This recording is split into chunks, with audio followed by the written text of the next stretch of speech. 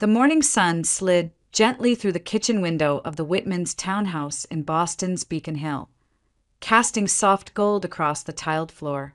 Rachel Whitman stood barefoot by the counter, a cup of coffee cooling in her hands, and tried to remember whether she had already fed Lily her breakfast. It was a small thing, almost laughable, but it was the third time this week she had asked herself the same question. Lily's bowl of oatmeal sat half-eaten on the table. Rachel stared at it, as if the answer might reveal itself in the swirl of milk and oats, but her mind offered nothing but static. She was 30 now, and life was supposed to feel steady.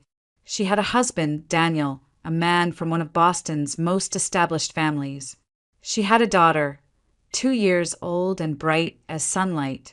They lived in a beautiful 3-story home not far from the Charles River, where the city's skyline looked like a promise. Everything should have felt secure. And yet, in the past few weeks, Rachel had started to wonder if something inside her was quietly unraveling. It began with small lapses. Her keys turning up in the refrigerator. Lily's baby monitor unplugged when Rachel swore she had left it on. The laundry detergent sitting in the pantry instead of the laundry room. Harmless mistakes, maybe, but there were too many of them. And then there was the stove. That day still made her heart tighten. She had come back from putting Lily down for her nap to find the kitchen thick with the smell of something burning.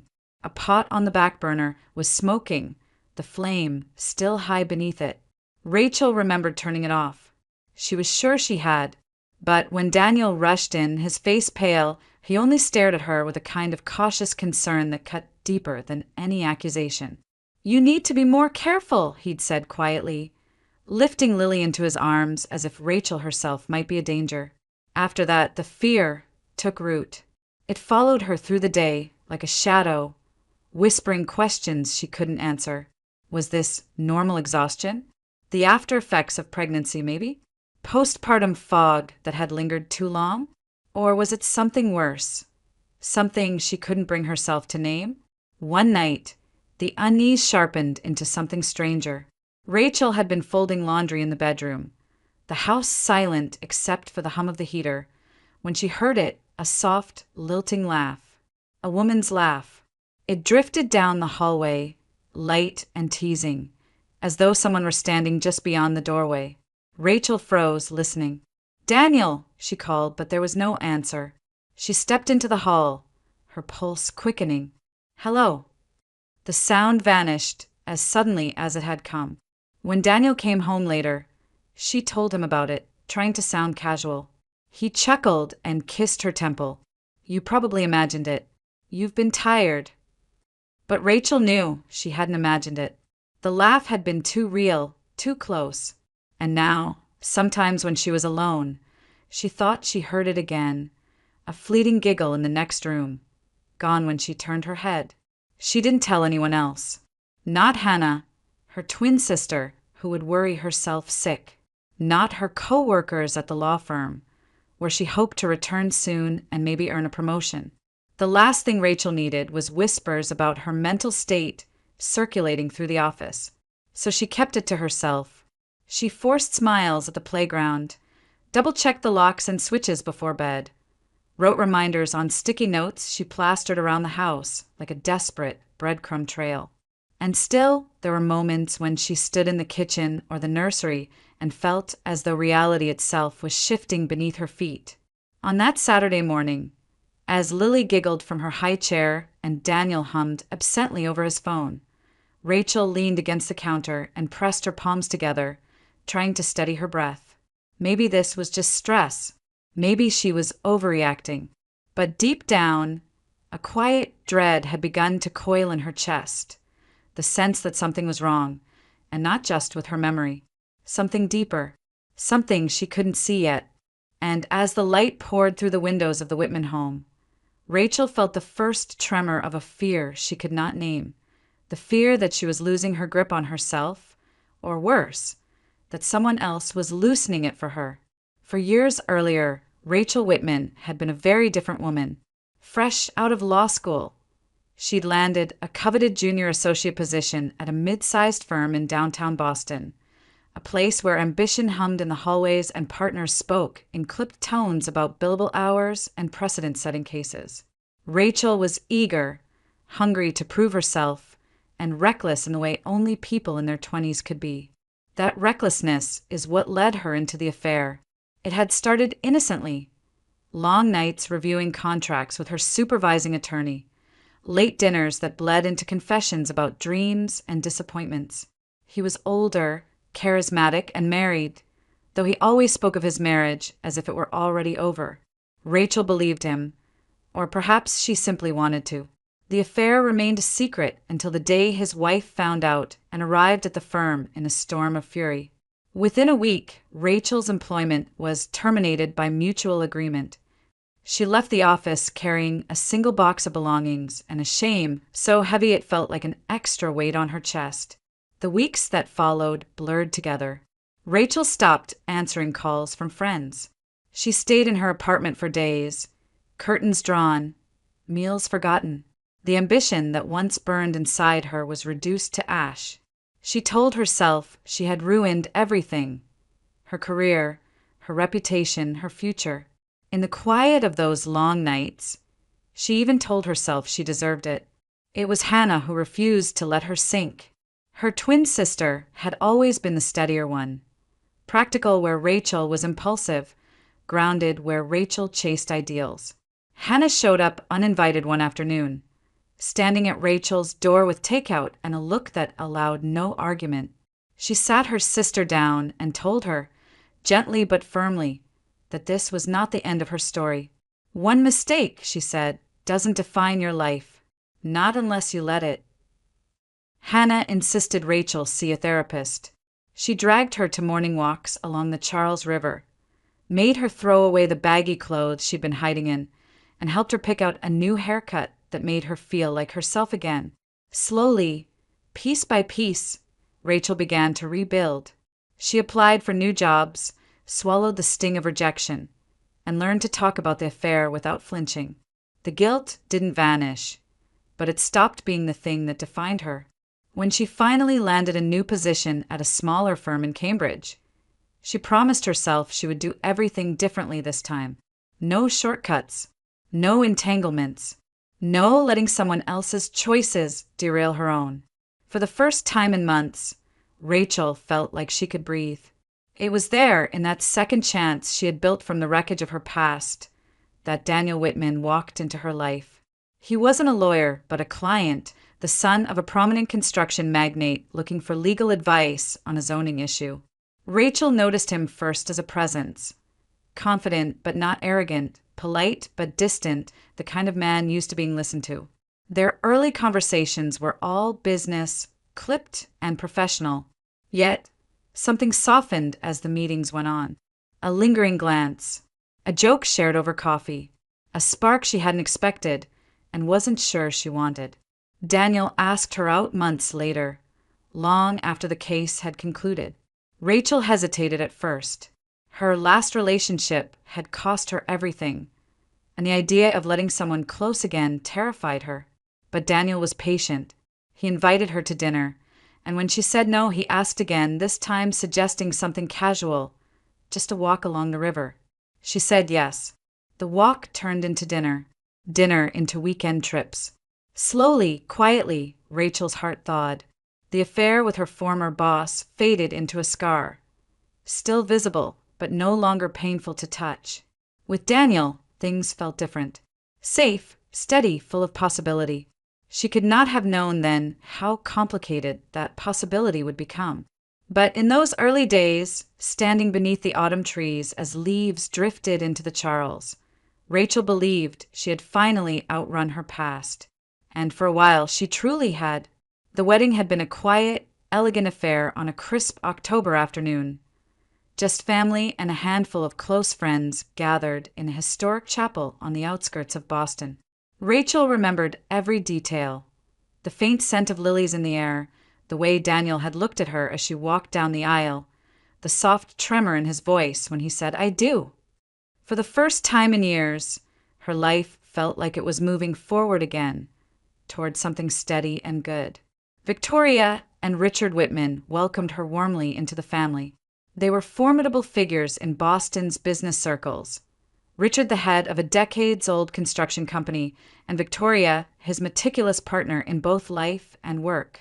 Yet with Rachel, they were surprisingly gentle. Victoria would stop by with homemade soup in the early days of the marriage, insisting Rachel eat more. Richard spoke to her not as an outsider, but as someone already part of the Whitman legacy. It reassured Rachel, who had always feared that her past might shadow her new life. Not long after the wedding, Rachel and Daniel began talking about starting a family. It didn't happen easily. Months passed, then a year, and each negative test carved a little deeper into Rachel's heart. Doctors told her that stress could be a factor, that treatments might help. And so began the appointments, the injections, the long mornings in waiting rooms under harsh fluorescent lights. Through it all, Daniel remained supportive, or at least he said the right words. But something in his demeanor felt distant, as if the subject of children belonged more to Rachel's world than his. When the second line finally appeared on the pregnancy test, Rachel cried. She had dreamed of this moment for so long, and now it was real. She ran to Daniel with the test clutched in her hand, her heart pounding with joy. He smiled, kissed her forehead, and said, "That's great news." It was exactly what one should say. And yet, something about the flatness in his voice lodged itself in her chest. It wasn't indifference, exactly. More like detachment, as though the news didn't quite belong to him. Pregnancy softened Rachel in ways she hadn't expected. She documented each flutter and kick, spoke to the growing life inside her belly as if Lily could already hear her. Daniel accompanied her to the first few doctor's appointments, but stopped making excuses for his absence by the third trimester. "Meetings," he would say, or "you'll text me the details, right?" Rachel told herself it was fine, that work was demanding and he would be more involved once the baby arrived. Lily came into the world on a rain-washed morning in early spring, her cries filling the delivery room like a promise. Rachel held her close, overwhelmed by a love so fierce it brought tears to her eyes. Daniel stood by the bed, looking down at his daughter with a polite smile, as if meeting the child of an acquaintance. He kissed Rachel's cheek and said, "She's beautiful." Then he stepped out to take a phone call. The weeks that followed were a blur of sleepless nights and quiet joys. Rachel memorized the tiny curl of Lily's fingers, the rhythm of her breathing against Rachel's chest. Motherhood, for all its exhaustion, felt like stepping into the truest version of herself. And yet it was lonelier than she had imagined. Daniel rarely woke for midnight feedings. He held Lily for a few minutes here and there, then retreated to his study with a glass of scotch and his phone. Rachel told herself it was temporary, that some men took longer to bond, that the weight of fatherhood might simply be sinking in slowly. She clung to the belief that time would change things, that once Daniel saw their daughter smile, once he heard her first word, something inside him would awaken. Until then, Rachel carried the weight of motherhood alone, grateful for every moment with Lily, yet quietly yearning for the family she had imagined, the one she still believed might one day exist. It was a little past 2 a.m. when Rachel woke, disoriented and tangled in the sheets. The room was dark except for the faint glow of the city through the curtains, and the house was silent, too silent. It took her a moment to realize what had roused her. The space beside her was empty. Daniel's side of the bed was cold. At first, she thought he might be in the bathroom, but when the minutes stretched and he didn't return, she pushed the covers aside and slipped her feet into the slippers by the bed. The hallway creaked softly under her steps as she padded toward the faint light spilling from the study down the hall. That's when she heard it, his voice, low and intimate, the tone he hadn't used with her in years. "Of course, my beautiful," Daniel murmured. Rachel froze. The words hung in the air like smoke. "I love you too." Her pulse thundered in her ears. She edged closer, heart hammering, barely daring to breathe. "Everything is going according to plan," he continued, his voice calm, measured, the same voice he used in board meetings. She already thinks she's losing her mind. The plan is working. Rachel's breath caught. For a moment, the world tilted. Her first thought was Lily, asleep down the hall, oblivious to the words that had just detonated Rachel's reality. Then the rest of his sentence sank in, each word a blade. She already thinks she's losing her mind. It felt like the floor had vanished beneath her feet. Was he talking about her? He had to be. But what plan could he mean? And who is she, the woman he had just called beautiful? Rachel backed away from the door before she could hear more, retreating into the darkness of the hallway like a ghost. She returned to the bedroom and sat on the edge of the bed, hands trembling in her lap, the words circling her mind in a loop she couldn't break. I love you. Inheritance. She thinks she's losing her mind. It didn't make sense. None of it made sense. Maybe she had misheard. Maybe Daniel had been talking to a client or a family member or someone else entirely. People said things in jest or out of context, didn't they? But the softness in his voice, the intimacy, there was no mistaking that. It was the voice of a man speaking to a lover. And the way he'd said the plan is working felt too deliberate, too calculated to be anything but sinister. Rachel pressed her palms against her temples. Hadn't she been questioning her memory for weeks? Hadn't she already begun to doubt her grip on reality? The misplaced keys, the stove left on, the laughter she heard in the empty hallway, they had all convinced her something was wrong. And now, for the first time, another possibility crept in. What if none of it was an accident? What if someone wanted her to think she was losing her mind? The thought was too monstrous to hold on to. Daniel was her husband, the father of her child. They had shared a home, a bed, a life. Whatever flaws he had, the distance, the detachment, he wasn't capable of this. He couldn't be. Rachel lay back down, staring into the darkness as the minutes crawled by. Maybe she was imagining things. Exhaustion could do that. People heard things wrong all the time. And if she told anyone, Hannah, or even Daniel himself, what would she say? That she'd eavesdropped on a whisper through a closed door in the middle of the night? That she thought she heard him say something sinister? By the time dawn began to stain the sky pale pink, Rachel had convinced herself to say nothing. It was probably nothing. It had to be. And yet, as she lay beside Daniel when he returned to bed an hour later, his breathing deep and even, his arm brushing hers, she could not silence the echo of his words. She already thinks she's losing her mind. The plan is working. For the first time since she'd met him, Rachel felt something sharp and unfamiliar pierce through her trust. The faint, chilling edge of fear. The days that followed blurred into a strange, uneasy rhythm. On the surface, everything in the Whitman household remained the same. Lily's giggles filled the kitchen. Daniel left early for work and returned late, and Rachel went through the motions of daily life. But beneath that thin layer of normalcy, something darker was stirring, something that made Rachel question the ground beneath her feet. It started with the alarm clock.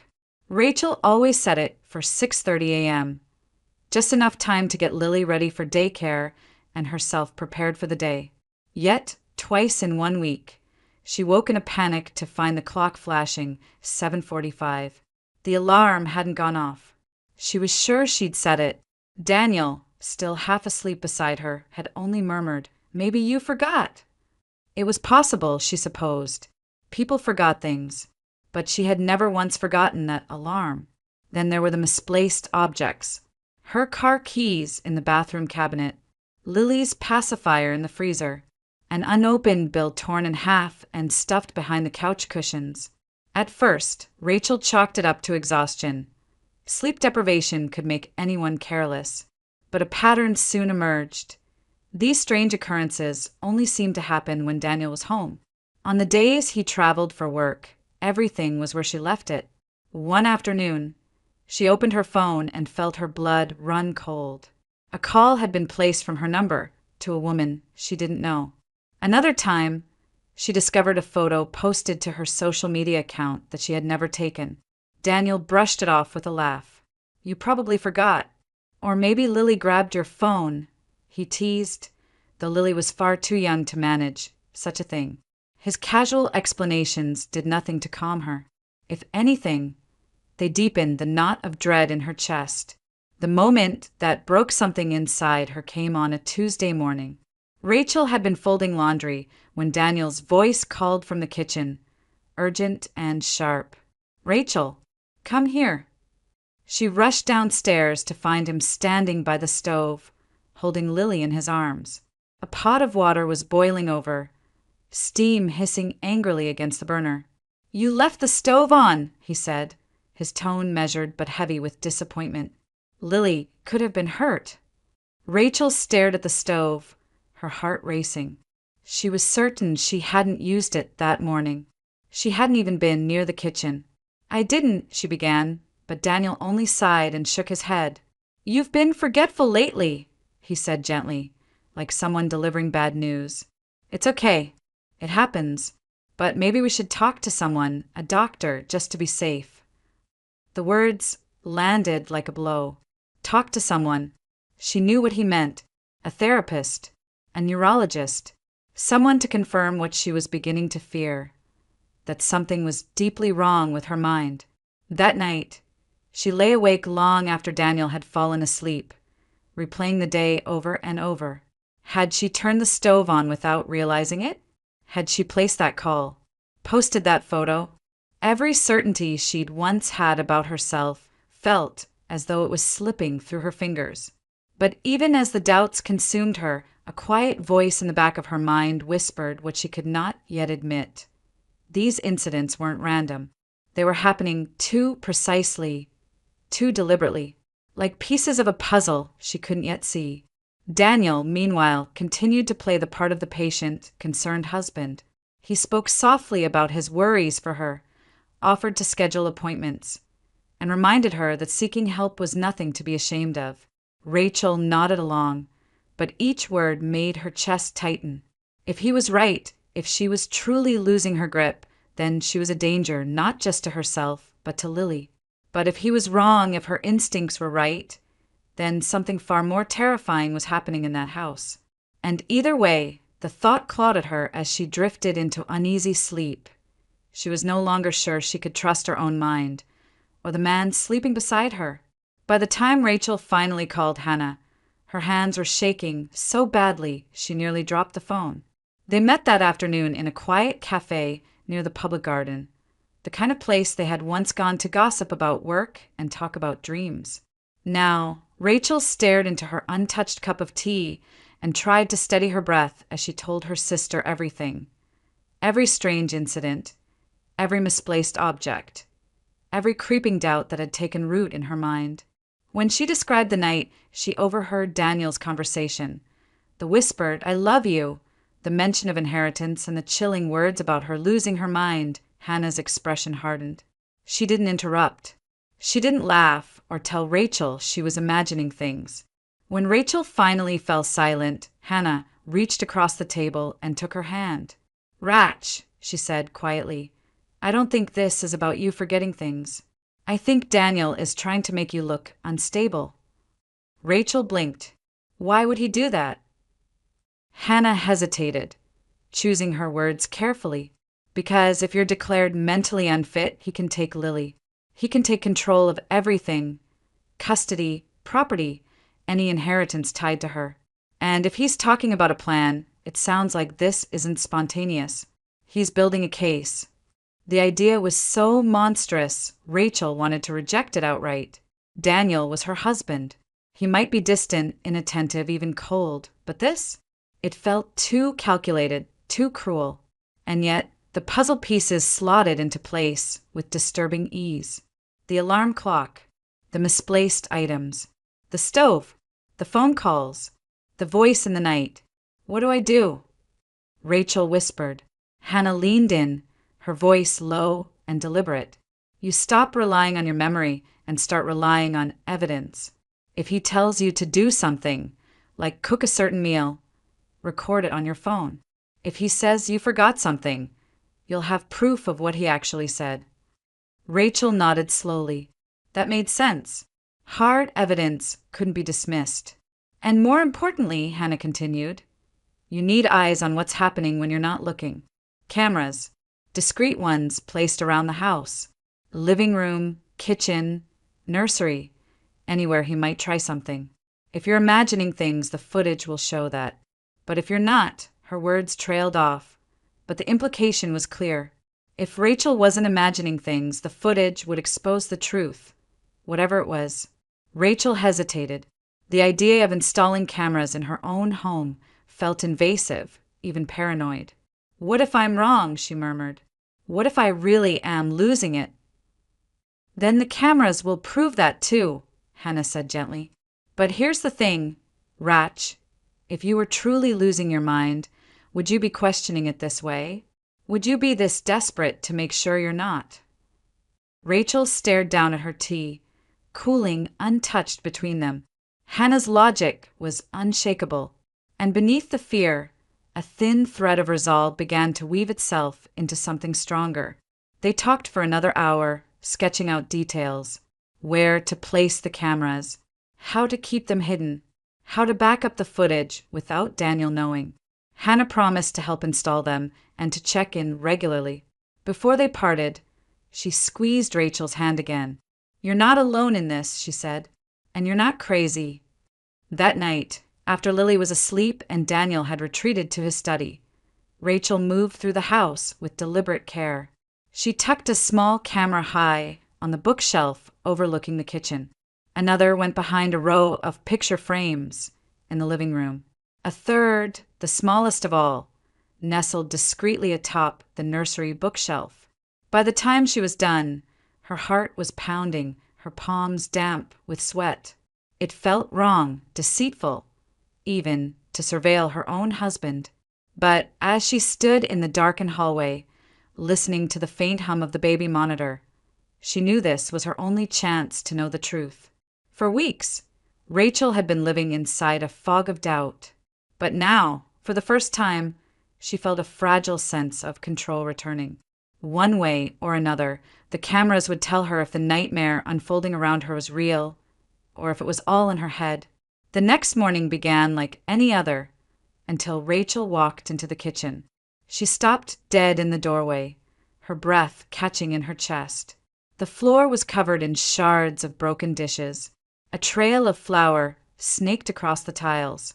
A half-empty trash bag lay overturned, its contents scattered like debris after a storm. And on the windowsill, of all places, someone had carefully arranged a row of potato peels, their edges curling and brown. Rachel's stomach twisted. She had gone to bed with the kitchen spotless. She remembered wiping the counters, rinsing the sink, turning off the lights. Lily had been asleep. Daniel had been reading in his study. Nothing, absolutely nothing, had been out of place. Ratch. Daniel's voice came from behind her. She turned to find him standing in the doorway, Lily balanced casually on his hip. His expression was one of practiced concern. What happened in here? I don't know, she stammered. I didn't do this. He studied her for a long moment, then sighed, shifting Lily's weight in his arms. It's okay. You've been under a lot of stress lately. Maybe you just don't remember. The words sliced through her. Maybe you just don't remember. They were the same words he'd used about the alarm clock, about the stove, about the missing items. She shook her head, backing away from the mess as if distance might help her think. No, she whispered. I didn't do this. Daniel's tone softened, patronizing. It's nothing to be ashamed of. These things happen. Maybe we should talk to someone, just to rule things out. For peace of mind. Rachel barely heard him. Her pulse was roaring in her ears. Somewhere, beneath the swirl of panic and confusion, another feeling had begun to take shape, resolve. The cameras. She had almost forgotten about the cameras. Hours later, when Daniel left for the office and Lily was napping, Rachel sat at the kitchen table with her laptop open, her hands trembling as she accessed the footage. The timestamp read 4:27 a.m., and there he was, Daniel, barefoot, in the same t-shirt he had been wearing the night before, moving silently through the darkened kitchen.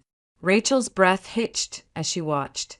He opened a cabinet and pulled out a stack of plates, dropping them one by one onto the floor with deliberate precision.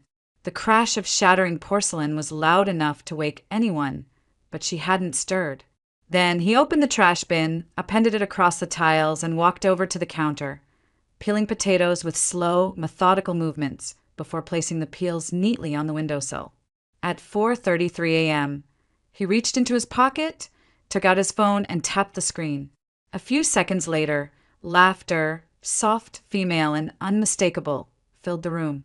He paused, head tilted as if listening, then slipped the phone back into his pocket and walked out, leaving the kitchen in chaos.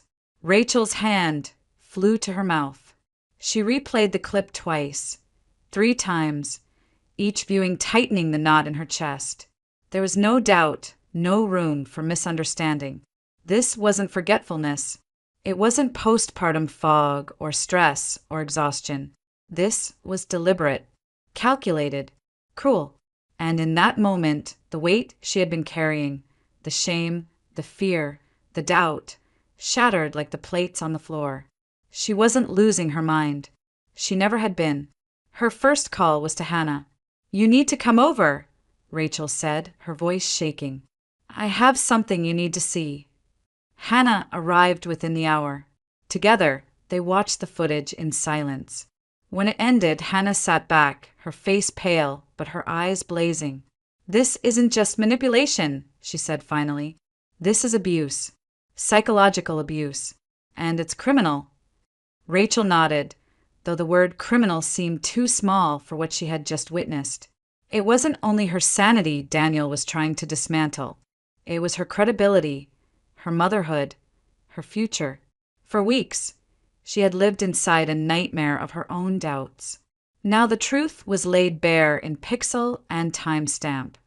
The man she had trusted most was the one carefully building the illusion of her madness. And Rachel, for the first time in months, felt something like power stir inside her. The fog had lifted. The truth was hers, and she would not let it be buried. Rachel spent most of the night staring at the ceiling, replaying the footage in her mind. Every frame of Daniel's calculated sabotage burned behind her eyes. The broken plates, the staged mess, the laugh track played into the darkness. She barely slept. By morning, she knew what she had to do. Victoria Whitman answered the door herself when Rachel arrived at the family's stately brownstone in Back Bay. The older woman looked surprised to see her standing there with a tablet clutched tightly in her hands. "Rachel, darling," she said warmly, ushering her inside. "Is everything all right?" "Not really," Rachel replied, her voice thin and strained. "I need to talk to you. It's important." They sat in the parlor, Victoria with her usual poise, Rachel hunched on the edge of the sofa, hands trembling as she opened the video. She said nothing as the footage played, only watched Victoria's face pale with each passing second. When the recording ended, silence stretched between them, heavy and suffocating. "My God," Victoria whispered, her hand covering her mouth. "He did all of that." Rachel nodded, her throat tight. "I thought I was losing my mind. I thought something was wrong with me. But it was him all along." Victoria stood and began pacing, her usual composure unraveling. I can't believe he would go this far," she murmured. "Although maybe I can. Maybe this is my fault." Rachel frowned. "What do you mean?" Victoria sank back into her chair and stared out the window for a long moment before speaking. Daniel wasn't always like this. He was a difficult teenager, wild, reckless. He dropped out of college after his first year, blew through his trust fund on parties, drugs, women. Richard and I tried everything. Therapy, threats. Nothing worked. Finally, we told him if he didn't change, if he didn't clean up his life, we would cut him off completely. She gave a bitter laugh. And it worked, or so he thought. He straightened up, went back to school, joined the family business. We told ourselves he had grown up. Her eyes flicked back to the tablet, to the image frozen on the screen of Daniel scattering trash across the kitchen floor.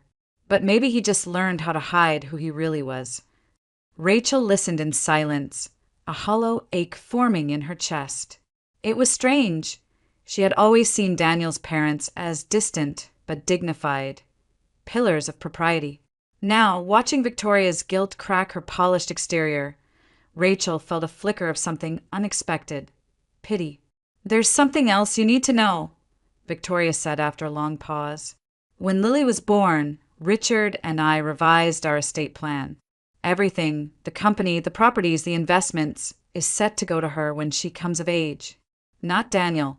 Lily. We wanted to protect her future and yours. And we made one thing clear. If Daniel were ever to harm you, emotionally or otherwise, we would transfer even more to you, directly." Rachel stared at her. "He knows about this?" Victoria nodded. "He does. And I suspect that's exactly why he's doing this." The pieces clicked into place with a sickening finality. Daniel didn't just want Rachel gone. He wanted her discredited. If she were declared mentally unfit, unstable, delusional, he could fight for full custody of Lily. He could control the inheritance meant for his daughter without appearing to be the villain. "Rachel," Victoria said softly, her voice trembling, "I am so deeply sorry. We thought we were saving him. We thought we were shaping him into a man who could carry our legacy with pride. But we didn't fix him. We created this." Her words hung in the air like a confession. Rachel swallowed hard. The anger she expected to feel wasn't there. Only a deep, cold clarity. She finally understood the scope of what she was facing. This wasn't about a failing marriage or a man cheating on his wife. It was about control, power, legacy, and Daniel was willing to destroy her piece by piece to get it. Victoria reached for Rachel's hand, her eyes shining. "You are not alone in this. Whatever you decide to do, we will stand behind you. We owe you that much." Rachel nodded slowly. For the first time in weeks, the fog of doubt and fear lifted, replaced by something sharper: knowledge, purpose. The truth was out now, brutal and undeniable. And with it came the understanding that this fight was far bigger than she had imagined. The days that followed Rachel's conversation with Victoria were filled with a strange, sharpened clarity. For weeks, she had been stumbling through fog, doubting her own mind. Now, with the truth laid bare, she saw everything for what it was. And once you see a thing clearly, it's impossible to unsee it. Rachel began documenting everything. Every conversation with Daniel, every accusation he hurled, every manipulative turn of phrase. She recorded their interactions, took photos of the staged incidents, and saved screenshots of messages he sent. Hannah helped her compile it all into a meticulous file: timestamps, videos, transcripts, a fortress of evidence.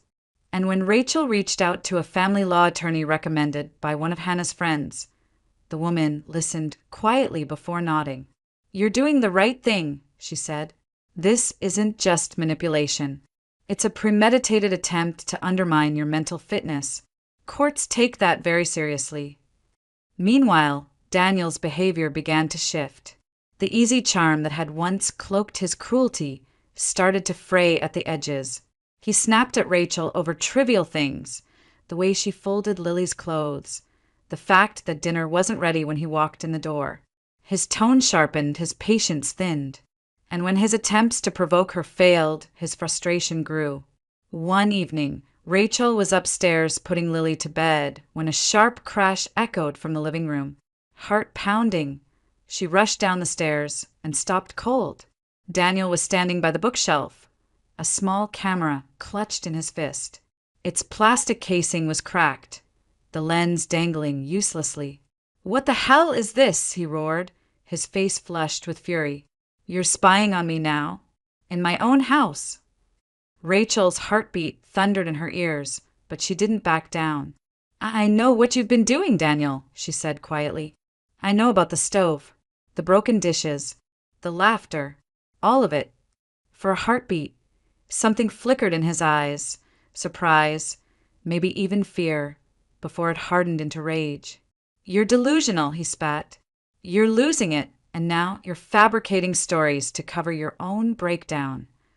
I have proof, she said, her voice steady despite the tremor in her hands. Video proof. And I've spoken to a lawyer. The silence that followed was heavy, electric. Daniel's jaw clenched. You think anyone will believe you, he hissed. You're unstable, Rachel. Everyone knows it. I'll make sure Lily stays with me where she's safe. Something in Rachel broke then, not from fear, but from a deep, simmering resolve.